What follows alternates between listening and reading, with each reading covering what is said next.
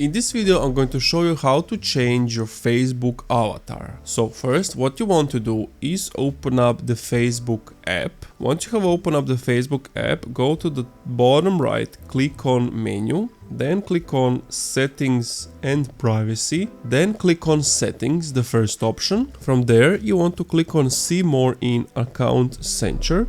Once you are here, click on the profiles, which is above the connected experiences. From there, click on your Facebook account and then click on avatar. And then if you don't have the avatar already, it will tell you how to create it. But if you do, here you will be able to change your avatar. That's it. Thank you for watching this video. If you enjoyed, leave a like, comment, subscribe.